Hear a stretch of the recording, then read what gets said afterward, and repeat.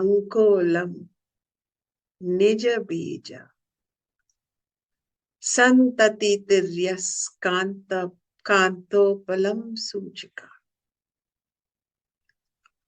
Sadhavi Nay Javibhum Lata Shitirruhum Sindhu Sarid Vallabham. There's a beautiful verse which says that just like the seeds fall from the Ankola tree on the ground and then they mature and then they travel back to the roots of the tree and they join the roots, they fuse into the roots. We too should have, while we are leading our worldly roots, worldly occupations, we too are flowers and seeds in the world out there. We too should have this constant recollection that I'm also seeking my higher self, which is the self of this whole universe. I'm seeking that greater truth. I'm seeking my true roots. When we are asked, who are you? Oh, I'm so and so. I'm from this country. I'm from this race and I'm from this family. And actually, I'm from the family that lives on the East Coast and not the West Coast. And then a branch of my family came from Sri Lanka and then a part from Canada. And we give all these descriptions. But who are you? What are your roots? That discovery, Bhakti Yoga, is really enflaming within you and supporting you in doing that journey. That should be the way we are. That should be our devotion to that ultimate divine consciousness. That should become the theme of our life. So I wanted you to have that image that no matter how far the winds of life take you and how the seeds flutter here and there and become scattered, they ultimately inch their way back to the roots of their own existence. And then in the shloka,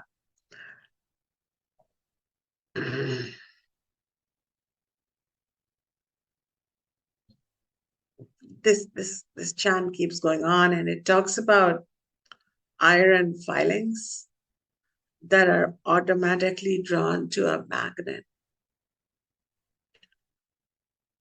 And that magnet imagined here is your true nature, your divine nature, and the divine truth of which is one with Ishwara. And somehow when we close our eyes, as I invite you to do now, there should be, and there can be, with knowledge, the cultivation of an inward tendency. Oh, I'm going to be out there with my eyes open and my senses open to the whole world, playing all the roles I have to do of auntie, mom, daughter, son, uncle, nephew, employee, boss. But then when I close my eyes, like iron filings are irresistibly drawn towards the magnet is your own true, deeper nature of Satchitananda. Sat is true existence, Chit is the ultimate intelligence, and Ananda is unalloyed joy that never ends, no matter what the ego mind is bewailing and lamenting. There is something always okay, whole, and beautiful inside you, and that is the pulse center of Ishwara within you as your own Atma, as your own self. And may you be like an iron filing and irresistibly be drawn to the self. Om Tat Sat. That's it. Om Tat Sat. This is here. This is the existence. Something is okay here. And then there is the analogy of a sadhavi. A sadhavi is a female spiritual aspirant, a female spiritual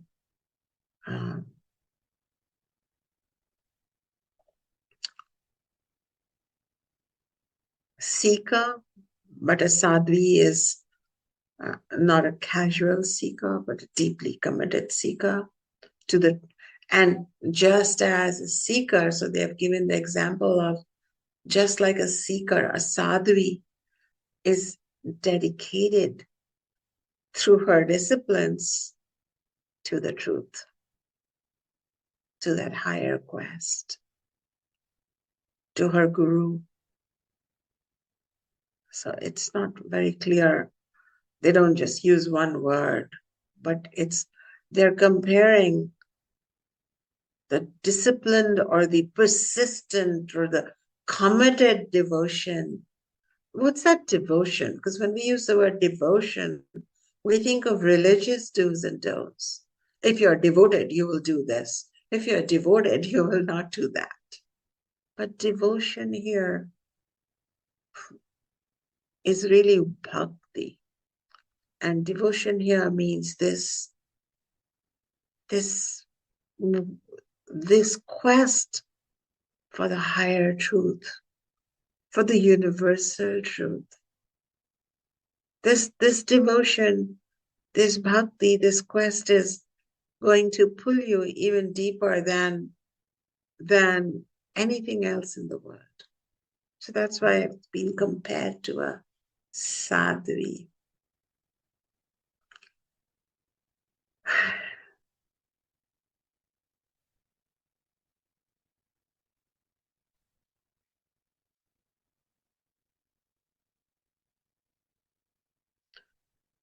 Prapnoti hi yatha tatha pashupate padarvinda dvayam cheto vritti rupetya tishtati sada sa bhakti rityuchyate. Continuing to talk about bhakti in this beautiful verse from our oral tradition. The other analogies is how a creeper winds itself around a tree. You want to wind up your ego around your true self, that divine self, that inner Ishwara, the inner Atma. Wind yourself. A creeper has no existence. And so I travel, I give lectures, I write books. In my case, I mother.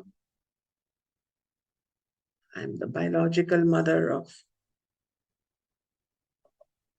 one being and the spiritual mother of many beings.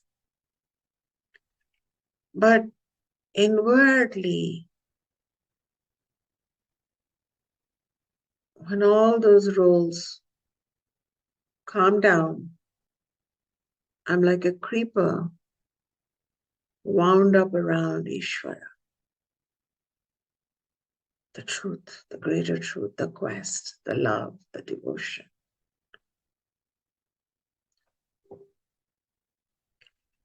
And then finally, the last analogy in this verse is of a river, which is ocean bound, which is on its way towards the ocean. Why? To merge into it and lose its identity. But in the process of its union with the ocean, it doesn't just lose its identity, it gains a greater identity.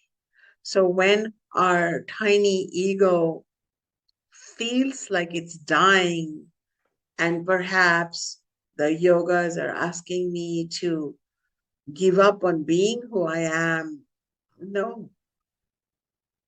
A river is still there. There are millions of rivers still in the ocean.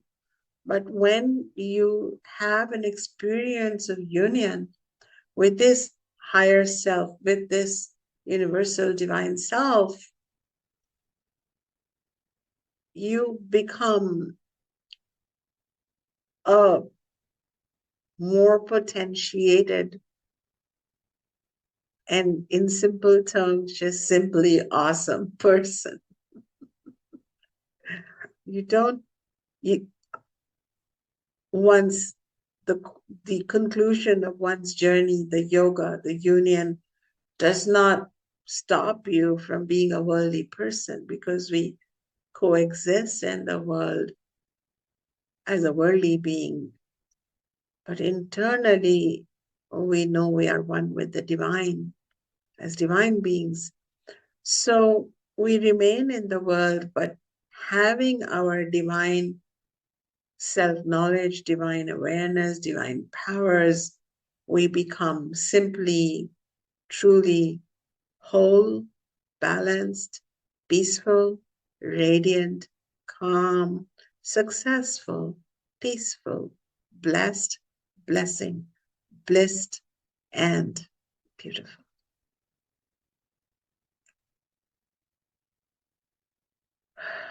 So,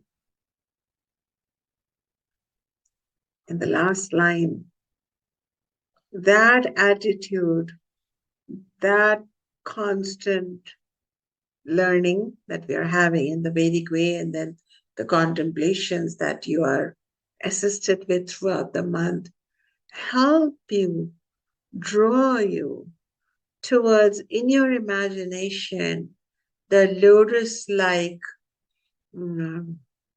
uh, uh, feet of that incomprehensible existence. So if we were to imagine that great Satchitananda as a person, we don't even know what gender, what name, what face, but we're thinking, maybe I'll reach up to the feet. And what would they look like? They would look like blossomed lotuses. This is all imagery, poetic imagery. But if we just focus upon them, we will really feel like we're coming closer to our final destination. So we have 5 analogies. The first is as a seed that goes back to join the roots. That was the first analogy.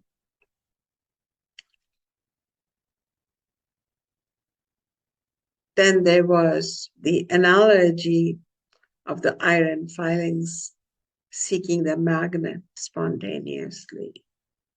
The third of the Sadhavi and her steadfast devotion. The fourth was a creeper around a tree. And the fifth is the river, freed up through her merging with the ocean. She becomes bigger, fuller, powerful, expansive. So any fear we have of losing our suffering, lamenting, unfulfilled identity is only the fear of the ego, whereas your greater potential awaits you. There's something interesting that a teacher must point out in this verse. These are not just random examples. There is a hidden teaching here.